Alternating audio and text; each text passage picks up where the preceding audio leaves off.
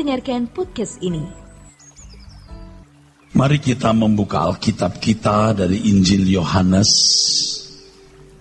Yohanes pasal 4. Yohanes pasal 4. Ayat 20 sampai ayat yang ke-24. Yohanes pasal 4 ayat 20 sampai ayat yang ke-24, saudaraku. Demikian firman Tuhan. Nenek moyang kami menyembah di atas gunung ini, tetapi kamu katakan bahwa Yerusalemlah tempat orang menyembah. Kata Yesus kepadanya, percayalah kepadaku, hai perempuan, saatnya akan tiba bahwa kamu akan menyembah Bapa, bukan di gunung ini dan bukan juga di Yerusalem. Kamu menyembah apa yang tidak kamu kenal, kami menyembah apa yang kami kenal, sebab keselamatan datang dari bangsa Yahudi. Tetapi saatnya akan datang dan sudah tiba sekarang, bahwa penyembah-penyembah benar akan menyembah Bapa dalam roh dan kebenaran. Sebab Bapa menghendaki penyembah-penyembah demikian. Allah itu roh, dan barang siapa menyembah Dia harus menyembahnya dalam roh dan kebenaran. Bapak Ibu saudaraku sekalian, percakapan antara Tuhan Yesus dengan perempuan Samaria di sebuah perigi atau sebuah sumur yang dikenal dengan sebutan Perigi Yakub dekat kota Sikar ini adalah satu percakapan yang luar biasa. Sebab pada intinya percakapan itu bisa memunculkan satu ekstraksi kesimpulan. Bisa memunculkan sebuah ekstraksi kesimpulan bahwa zaman beragama telah selesai. Zaman beragama telah diakhiri.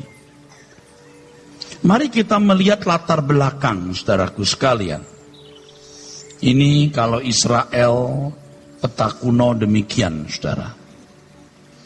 Israel raya pada mulanya itu dipimpin Daud. Kemudian setelah Daud, Salomo. Setelah Salomo wafat, Israel terpecah menjadi dua. Ini Israel Utara, ini Israel Selatan. Israel Utara ini dipimpin oleh Raja Yerobeam.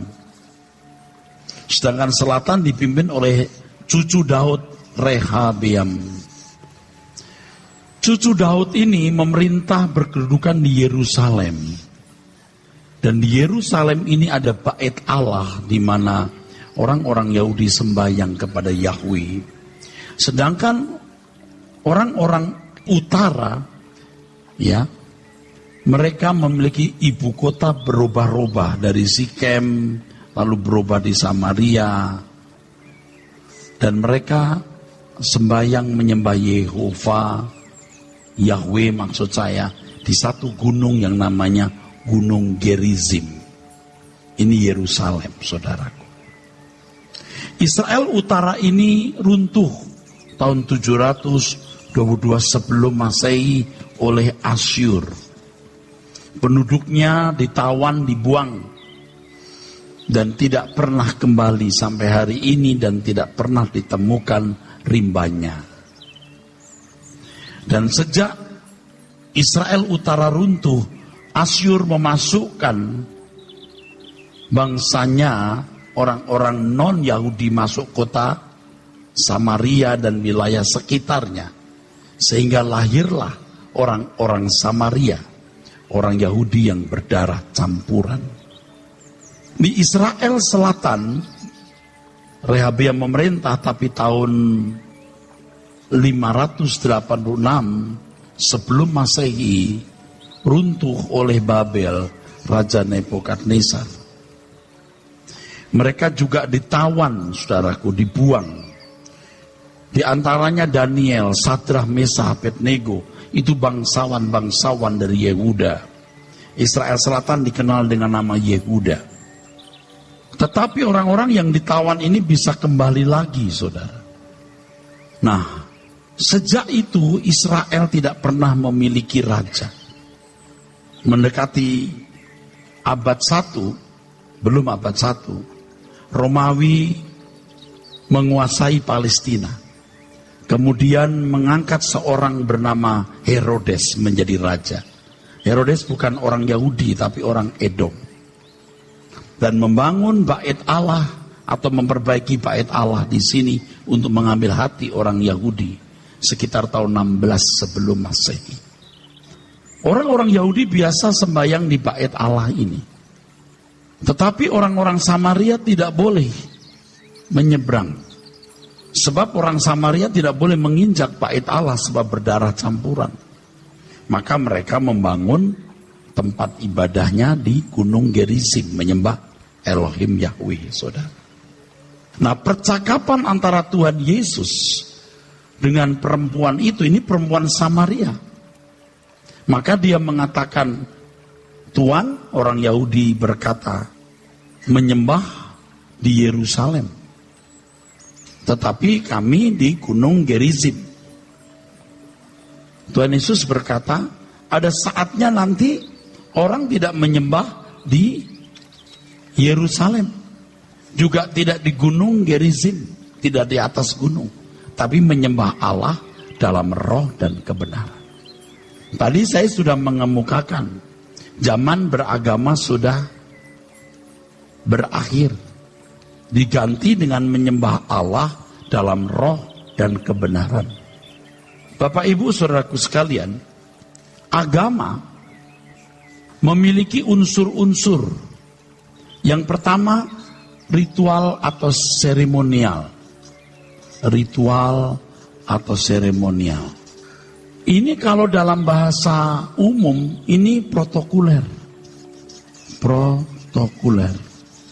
Kalau mau ketemu pejabat tinggi, apalagi kalau tingkat presiden, tingkat gubernur saja, protokolernya sudah rumit, saudaraku.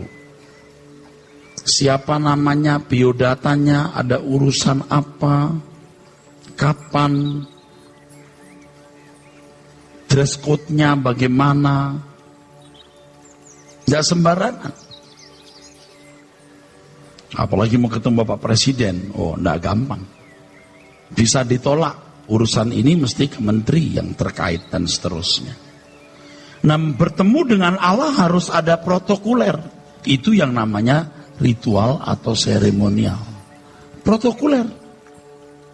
Liturgi gereja ini seperti protokoler untuk orang-orang Kristen yang bodoh, yang tidak mengenal kebenaran. Kita mulai dengan nyanyian dulu, irama pelan, beatnya lambat, nanti beatnya cepat, setelah doa pembukaan dan seterusnya. Itu yang disebut sebagai tata ibadah atau liturgi. Dari bahasa Yunani liturgos. Bagaimana seandainya tadi waktu Anda datang lalu disediakan kopi, teh, kue donat, kita makan donat dulu, minum teh, setelah itu Pak Eras datang, ayo udah kumpul duduk, dengar khotbah. Mungkin sudah ada yang bertanya, loh kok gak nyanyi? Apaan sih di gereja begini? Apakah Anda pikir itu menyalahi kebenaran? Menyalahi firman? Enggak. Kalau mau begitu pun gak masalah. Setelah firman, 20 menit, puji-pujian.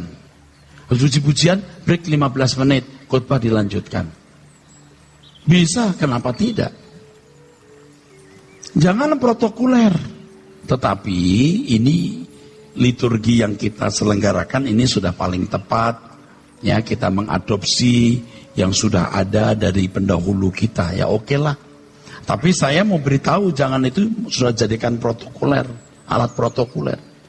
Nah, banyak orang Kristen yang merasa dengan cara begini ini Tuhan lebih hadir. Kalau di rumah kurang.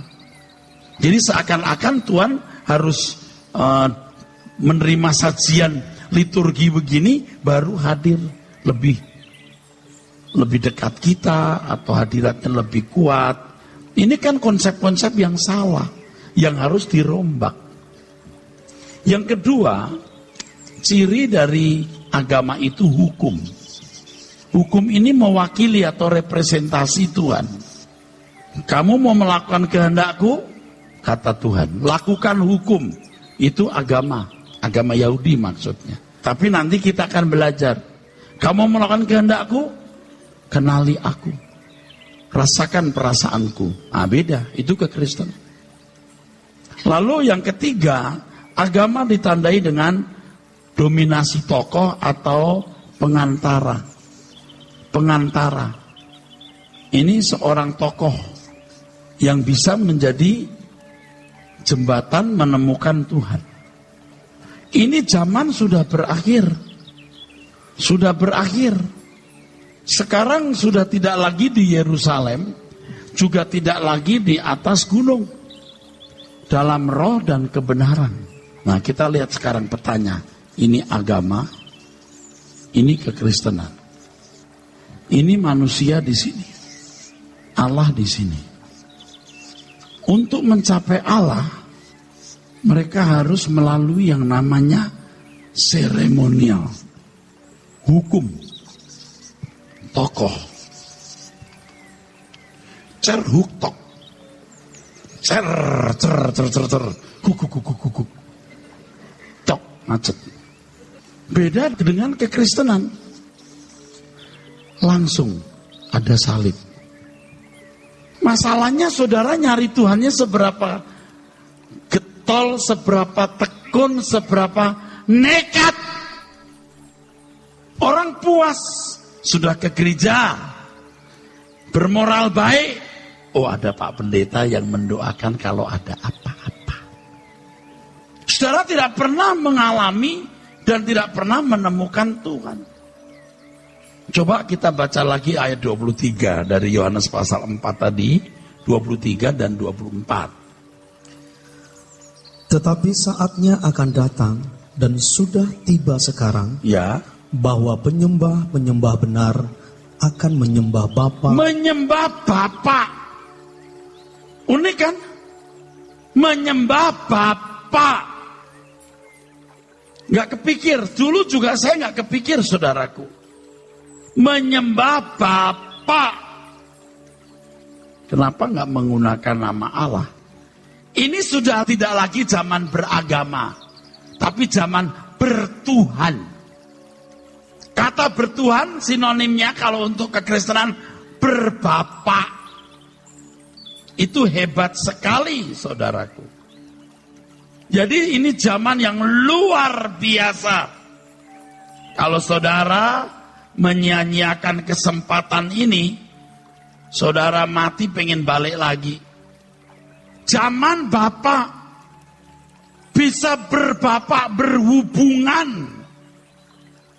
Kalau Tuhan semesta alam, sumber segala berkat yang empunya kuasa, kemuliaan dan kerajaan, berkenan menjadi Bapak kita.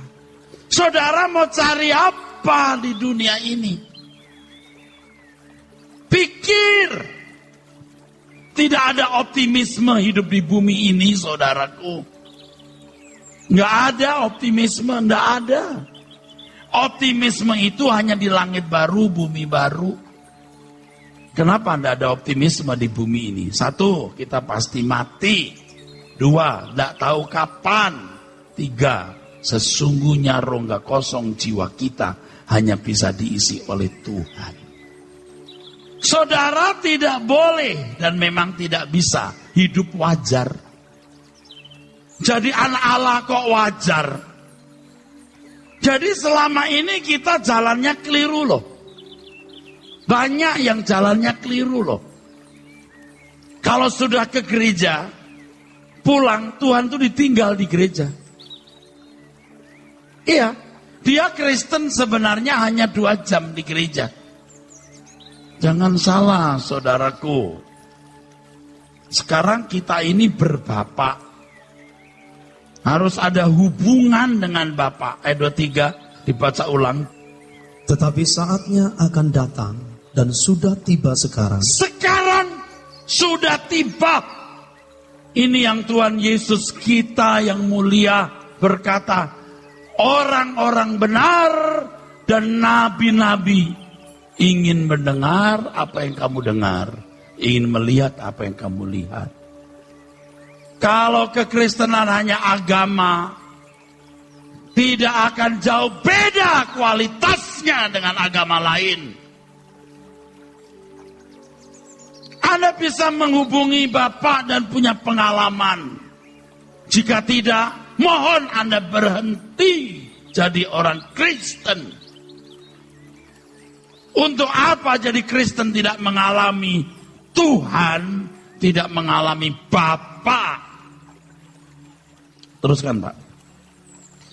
Bahwa penyembah-penyembah benar akan menyembah Bapa dalam roh dan kebenaran. Ya, menyembah Bapa dalam roh dan kebenaran.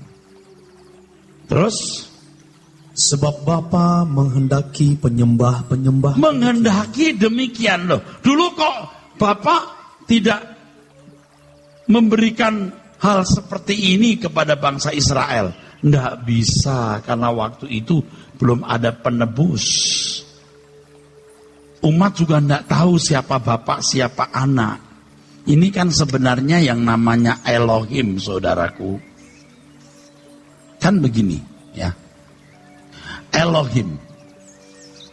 Ini juga nama untuk orang kafir. Jadi orang kafir menyebut dewa-dewa mereka juga Elohim. Elohim itu maksudnya Allah. Tapi kalau orang-orang kafir, dewa-dewa kafir itu ada banyak. Ada Baal, ada Dagon, ada Asera, ada Milkom, Moloch, dan lain-lain. Oke. Tetapi kalau orang Yahudi, orang Israel hanya mengenal satu nama, Yahweh. Elohim, tetapi kok cuma satu. Ini kan Beresit Dabar Elohim, ya. Kalau dalam Kejadian pasal 1, pada mulanya Allah menciptakan langit dan bumi, pada mulanya Elohim. Dalam bahasa Inggris terjemahkan God. Tapi kalau kata ini digunakan untuk kata yang sama, huruf yang sama, digunakan untuk Allah agama lain, diterjemahkan God. Memang kurang adil sih. Kalau mau jujur mestinya juga begini. Betul nggak? Tapi karena sudah punya premis, asumsi, ya udah. Nggak ada S-nya. Tapi kalau jujur begini. Nah, siapa ini? Israel nggak kenal. Di perjanjian baru Tuhan kita memperkenalkan, itu Bapa, itu Anak. Lalu ada Roh Kudus yang melingkupi semua. Ini rohnya Bapa. Nah, Tuhan Yesus menjadi anak Allah, menjadi Tuhan bagi kemuliaan Bapa. Diperkenalkan nyalah Bapa. Diajarkan mengenal Bapa. Ya. Kalau agama kan, lakukan hukumku. Kamu melakukan kehendakku. Kamu mau melakukan kehendakku, lakukan hukumku. Ini 50% dari karakter Bapa, dari karakter Allah. Jangan membunuh. Allah tuh nggak punya niat membunuh, ya. Jangan berdusta. Allah nggak dusta. Tapi yang namanya membunuh itu apa? Kalau hanya menghabisi nyawa orang, itu belum lengkap. Kalau Allah mengajarkan kepada kita pribadinya 100%. Kamu membenci itu membunuh. Kalau di sini cuma 50%, yang namanya membunuh menghabisi nyawa orang. Di sini Tuhan Yesus mengajarkan, kamu membenci saudaramu, kamu membunuh. Maka Tuhan berkata, aku datang bukan meniadakan hukum Taurat, tetapi untuk plerosai, menggenapi, to fulfill, menggenapi. Jadi saudara, kalau cuma di sini ya enggak usah jadi Kristen, karena kita di sini. Kamu mau melakukan kehendakku, lakukan hukum. Itu di sini. Kalau di sini, kau mau melakukan kehendakku, kenali diriku. Kenali aku. Rasakan perasaanku. Miliki pikiran perasaan Tuhan. Nah, kita di sini jadi anak-anak Allah. Luar biasa. 70 tahun umur hidup kita di dunia yang tidak bisa optimis ini. Dunia nggak bisa dijadikan optimis. Nah, sekarang Korea Selatan sudah mempersiapkan sekian puluh ribu tentaranya siap menghadapi Korea Utara. Udah. Anti rudal ditaruh di Korea Selatan itu mengontrol seluruh RRC dan Rusia. Gak suka RRC. Ya kita tunggu saja saudaraku. Kalau perang dunia ketiga bisa muncul beberapa waktu ke depan kan lebih lengkap firman Tuhan digenapi. Korea Utara pemimpinnya model begitu ya nggak jelas. Bisa memerintahkan luncurkan rudal. Set. Nah orang yang musuhnya Jepang, Korea Selatan dan Amerika kan nggak bodoh. Bisa dikacaukan itu komputernya. Itu rudal melesat ke atas, dikacaukan komputernya, bingung dia. Dia mau menuju Las Vegas, wah dia bingung, dia pilih Monas. Dia lihat ada emas di Monas. Rudal balistik antar benua yang berhulu ledak nuklir, dikirim ke Las Vegas, bingung ke Monas karena ada emas. Saudara yang tinggal di Bekasi, Kebon Jeruk, Kelapa Gading, Bogor, Cianjur, kebagian. Radius sekian puluh kilometer, sekian ratus kilometer, bisa kena bro. Nah kita nggak masalah. Kenapa? Jadi anak-anak Bapak. You hanya beragama Kristen tapi belum jadi anak yang baik. Oh Pak, kita mah memang beriman aja Pak. Maksud lo? Nah, kita kan punya iman kepada Yesus. Iman saudara harus imannya Abraham. Roma, ketika bicara soal iman, kita hidup dalam iman. Saya sudah mempersiapkan ayat-ayat mengenai iman. Hidup dalam iman itu bukan gampang, justru sulit. Karena kembali ke pola Abraham. Nggak punya agama Abraham itu. Kalau dia masih percaya agama, ya agama Zoroaster. Agamanya orang-orang lembah Sumeria. Tapi dia tidak mempercayai dewa-dewa. Dia percaya Yahweh. Belum ada agama. Jangan bilang Abraham punya agama loh. Kalau ada orang ngaku-ngaku agamanya Abraham itu A. Lu kagak ngerti. Abraham itu ada sebelum ada agama Kristen. Belum ada agama-agama besar hari ini. Abraham punya penurutan terhadap kehendak Allah. Nanti saya akan ngomong, dia tidak pernah melukai hati Tuhan. Dia jaga perasaan Tuhan. Itu indahnya. Makanya saudara, hidup ini jangan cuma jaga perasaanmu. Jangan hanya menyenangkan perasaanmu. Jaga dong perasaan Tuhan. Perasaan Bapak di surga. Nah, itu indah sekali kalau kita belajar menjaga perasaan Allah. Ini saudara, lihat. 50% hukum itu. Allah nggak bisa diwakili dengan hukum bro. Jangan berzina. Nah kalau agama pada umumnya namanya perzinahan, melakukan hubungan seks di luar nikah. Tapi kalau Tuhan mengajarkan kau melihat lawan jenismu, kau birahi, kamu sudah berzina. Sebenarnya saudara, ketika Tuhan berbicara mengenai iman, wah itu penurutan terhadap kehendak Allah. Tuhan Yesus berkata, aku ini datang bukan meniadakan, tapi menggenapi, menyempurnakan. Klerosa itu fulfill. Jadi utuh. Nah, hukum itu sebenarnya cermin karakter Allah. Hukum itu. Tidak membunuh, tidak selingkuh, berarti Allah itu setia. Tidak menipu.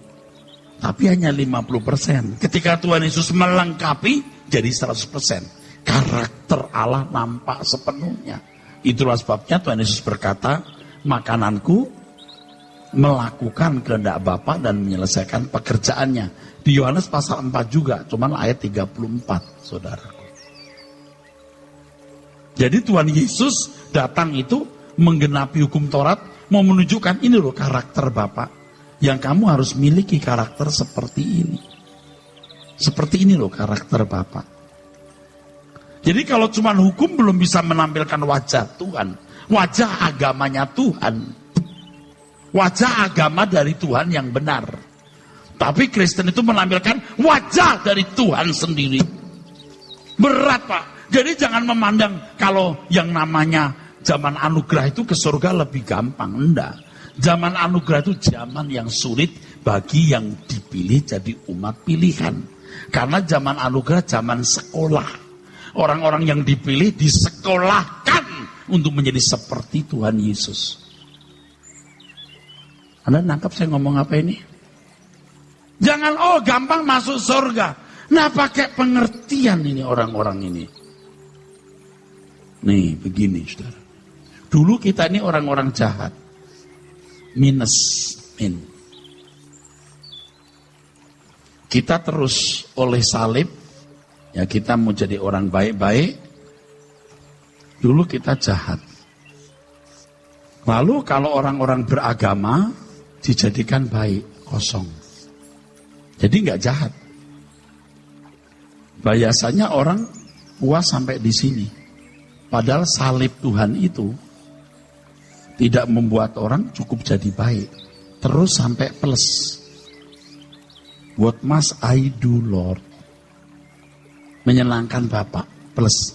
Orang puas pokoknya nggak berdosa menurut hukum. Di sini orang ya hanya beragama. Hanya menurut hukum. Nah orang-orang Kristen begini sering masih bisa kecewa. Tadi saya ketemu seorang ibu dengan anaknya. Saya tanya, Bapak mana? Ibu usia sekitar 46. Bapak mana? Suami saya nggak ke gereja Pak. Sudah tidak ke gereja lagi. Oh, karena kecewa kepada Tuhan. Hah? Berani kecewa lalu tidak ke gereja. Kenapa? Ya, dia sekarang sih lagi pergi sama adik saya, Pak. Karena suaminya pulang 3 hari, dia pergi lagi. Oh, adik saya juga kecewa kepada Tuhan. Oh, kecewa pangkat 2. Kenapa? Suami saya itu kontraktor. Dia invest tanah banyak. Lalu, giliran dia butuh modal untuk kerjaan, nggak ada. Nggak punya duit. Dia coba jual tanahnya, nggak laku-laku. Nah 1 kali Pak, udah pasti laku. Ada orang bayar. 3 hari sebelum pembayaran yang beli mati. Kecewa dia. Dan soal mati yang bisa ngambil Tuhan masalahnya. Loh kenapa Tuhan ambil nyawanya, udah mau tinggal pembayaran. Lah terus adik saya Pak kecewa Pak. Karena berkali-kali dia mengurus visa ke Amerika tidak pernah berhasil. Oh, gara-gara tidak dapat visa lalu kecewa kepada Tuhan. Apakah dia tidak tahu ada visa ke surga? Jadi yang satu kecewa karena tidak mendapatkan visa, satu kecewa karena Tuhan membunuh orang yang membuat pembayaran. Saya jadi ingat satu kisah. Saya kenal dengan seorang bapak. Ganteng, besar badannya, pengusaha. Dia juga kecewa. Dia punya anak perempuan, dia punya istri 1. Dia berapa kali ketemu saya. Saya hanya sebagai pembicara di gereja itu, bukan saya mengembalakan. Dia berapa kali ke tempat saya. Sampai 1 kali tidak mau ke gereja lagi. Dia terang-terangan berkata, Pak, saya tidak mau ke gereja lagi. Loh, kenapa? Saya kecewa dengan Tuhan. Wah, ini sama nih. Kenapa Tuhan tidak memberkati usahaku, pekerjaanku? Padahal sudah kuurapi dengan minyak urapan. Nah, saya masih ingat sekali. Iya, enggak, saya bukan mencela minyak urapan. Minyak urapan juga tidak salah kalau digunakan dengan iman. Dia kecewa. Akhirnya enggak lama dia meninggal, saudara. Enggak lama istrinya juga mati. Nah, anak gadisnya cantik. Dititipkan ke saya. Loh, akhirnya saya minta seorang ibu untuk mengurus anak gadisnya. Saya kasih dia, tolong ini diurus. Sudah. Karena apa? Ini ada di sini. Nggak ngerti hidup itu apa. Kau tuh punya visa loh, visa ke surga. Kau punya Tuhan semesta alam sebagai Bapak. Kita bisa berbapak hidup ini. Bapak mendidik kita. Jangan berhenti sampai di sini. Kalau di sini salibnya cuma satu, salibnya Tuhan Yesus. Tapi kalau sampai di sini salibnya dua, salib kita juga. Melakukan kehendak Bapa. Bapa, apa yang harus aku kehendaki? What must I do, Lord? Nah, di sini kita sudah nggak mikir kebutuhan kepentingan kita. Toh dunia juga nggak bisa dibuat optimis kok. Oh, anak semua berhasil, duit banyak, usaha maju, deposito besar. Blek mati, lu mau apa? Blek lu mati mau apa? Dan kita nggak tahu when, kapan. Lo kok orang nggak nyari Tuhan loh? Saudara-saudara ini mau optimis apa? Aduh Pak, saya masih pesimis, Pak, usaha saya parah. Oke, usahamu nggak parah, optimis. Nih gua kasih gambarnya nih. Tolong ya bertobat ya. Ini kita ini mesti ngerti kebenaran. Kalau kita ada di sini, ini kuburan. Di sini nggak bisa optimis Pak, bisa mati setiap saat.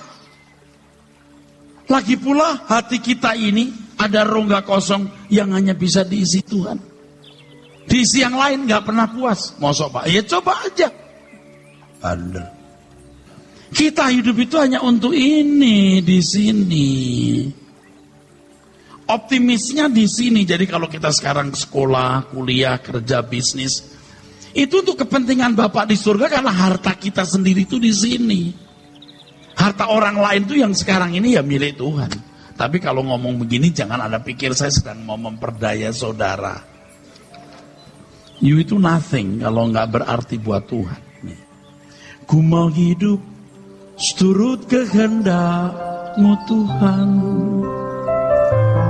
Ku mau memberi semua yang dapat ku berikan. Ku mengasihi-Mu lebih dari semua, melainkan di bumi, di surga.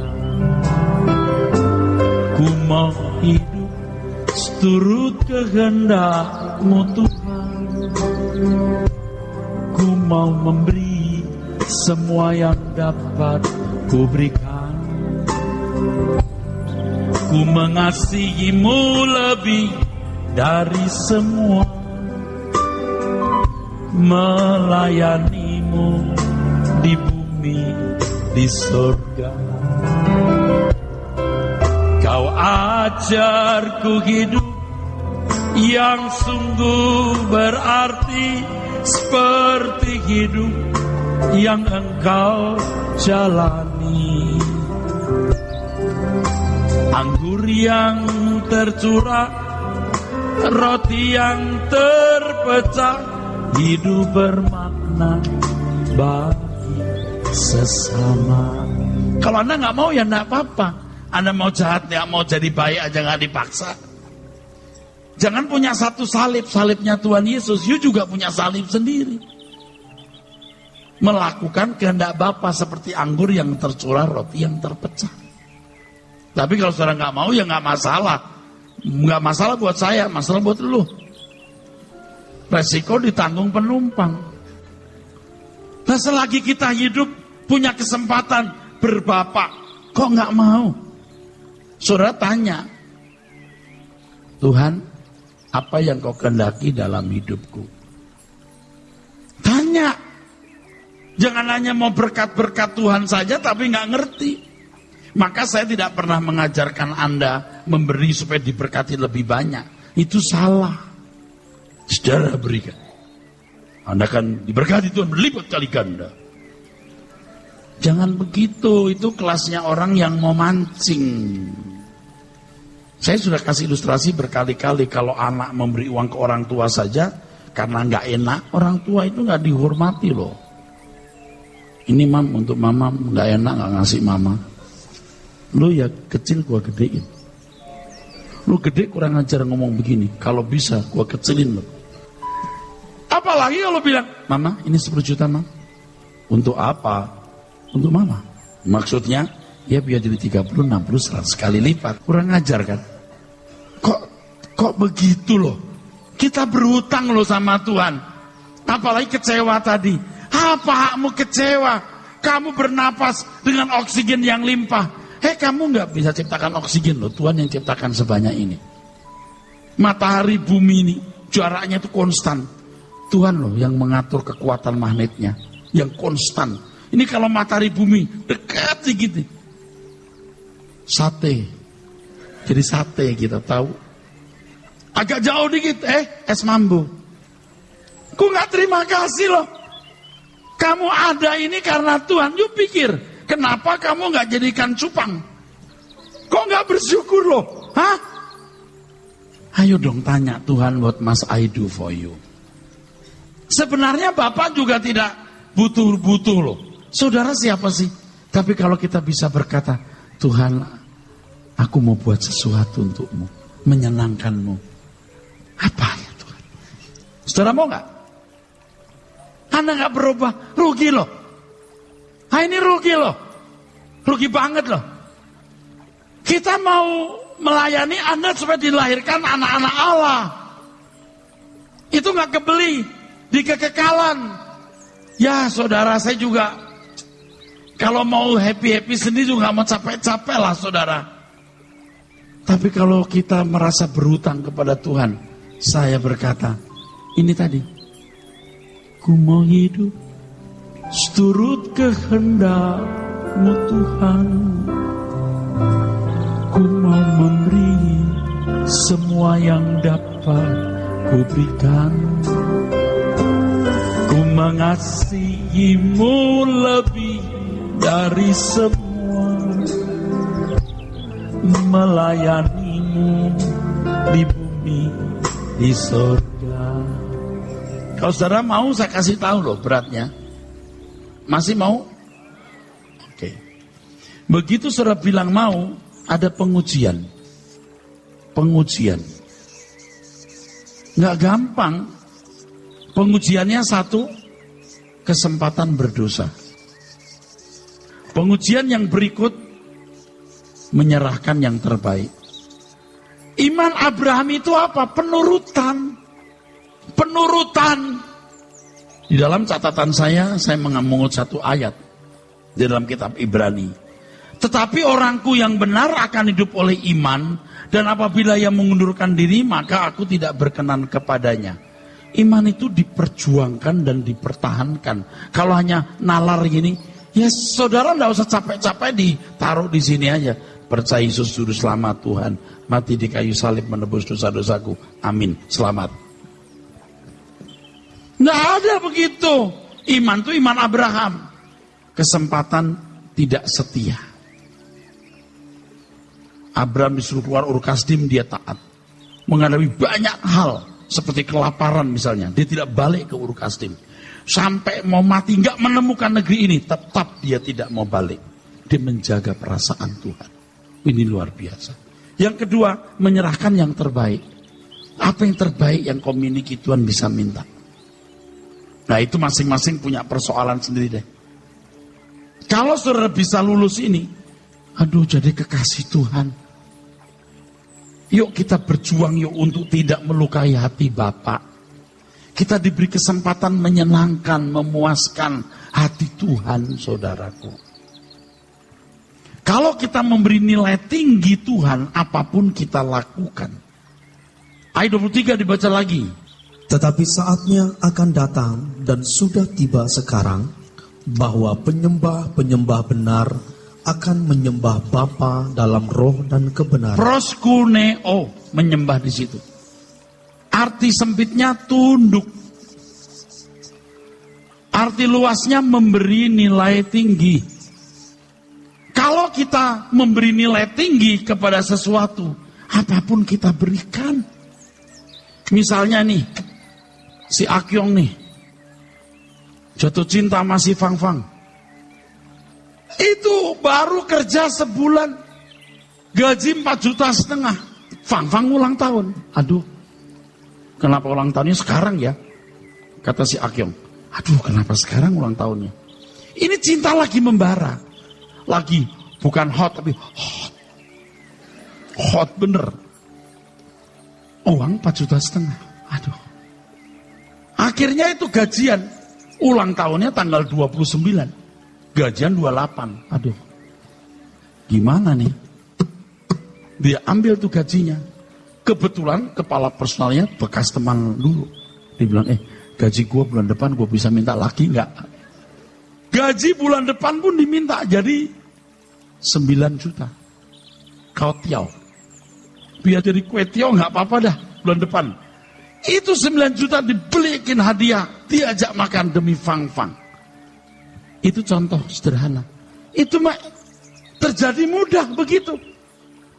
Nggak bisa cuman, Fang, I love you. Cukup. Tapi aku mau ulang tahun kok, pokoknya I love you. Engkau kasih hadiah nggak sama saya? Yes, nggak perlu, yang penting I love you. Tapi kan pada umumnya orang kasih hadiah lah kok, ini ulang tahun demi cintamu. Enggak, yang penting I love you. Itu mah bukan cinta. Nah banyak orang Kristen kalau di gereja, Tuhan, aku mencintai, menyenangkanmu, senang. Menyenangkanmu. Doing nothing gimana sih?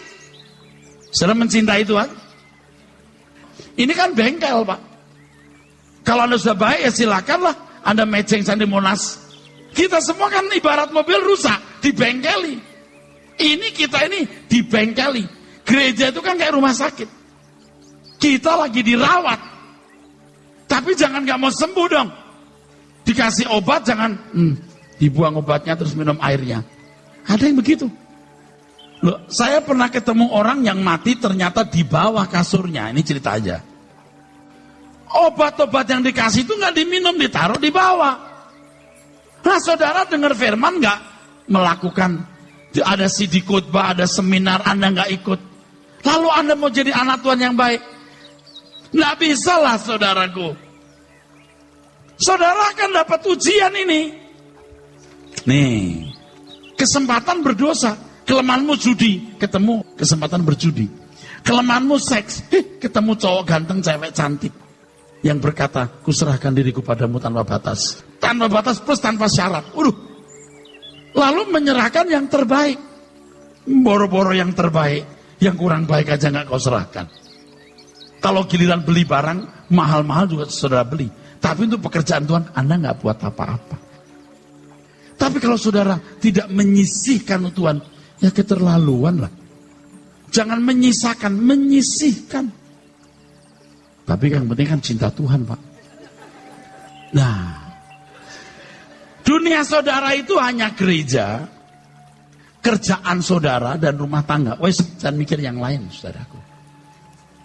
Oleh sebab itu ya kita sekarang harus sungguh-sungguh memberi nilai tinggi Tuhan. Kalau memberi nilai tinggi Tuhan, ya saudara punya kesempatan berdosa, tetap tidak. Ingat rumus ini, 2 ini, tolong dicatat di dalam pikiran dan jiwa saudara. 1, tidak ada orang yang lebih beruntung dari orang yang menjadi kekasih Tuhan.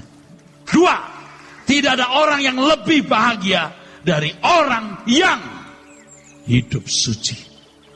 Nekat kita mau hidup suci, katakan amin. Oleh sebab itu kita harus menemukan Tuhan. Kalau nggak menemukan Tuhan, rugi jadi Kristen. Berhenti saja. Jangan berpikir Tuhan tuh kayak fantasi gitu loh. Kalau Anda melihat, oh Tuhan nggak ada tuh, ya jangan jadi Kristen. Kau pikir Tuhan nggak Pokemon atau Doraemon? Virtual begitu. Real. Kalau Anda sungguh-sungguh berusaha tidak melukai perasaan Tuhan, dimulai dari moral umum yang Anda pahami apa yang baik, Tuhan akan pimpin terus kepada pribadinya nanti. Yang pertama, kalau Anda berusaha untuk tidak melukai hati Tuhan, menjaga perasaan Tuhan, yang pertama Anda akan mengalami Tuhan. Tuhan itu maha murah tapi nggak murahan. Mengalami Tuhan atau mengalami Bapa. Yang kedua, Anda menjadi istimewa. Iyalah, saudara hidup suci, Anda tidak melukai hati Tuhan, Anda jadi istimewa. 3, diterima di kemah abadi. Diterima dalam keluarga Allah. Mungkin ada di antara kita yang ya ada sombong lah gitu. Allah apa sih? Diterima di kemah abadi. Apa sih? Kamu belum mati. Kamu kalau mati nih baru tahu betapa berartinya hidup di bumi. Saudara tahu hidup saudara dan saya hanya 70 tahun sekitar itu. Itu nggak sebanding dengan tidak terhingga. 70 tahun. Kalau ini 7 juta tahun masih ada skala perbandingan. Kalau tak terhingga berarti 1 detik pun juga tidak terhingga. Betapa berharganya. Kami hanya ingin saudara diberkati oleh Tuhan, dirahmati oleh Tuhan, diubah bersama dengan saya, dan masuk langit baru dalam keluarga Allah. Ini zamannya berhenti beragama, tapi bertuhan dan berbapa. Banyak orang beragama, seperti di Indonesia ini. Lihat kelakuannya. Lihat kelakuannya. Seperti tidak bertuhan. Waduh, minta ampun dah. Amin.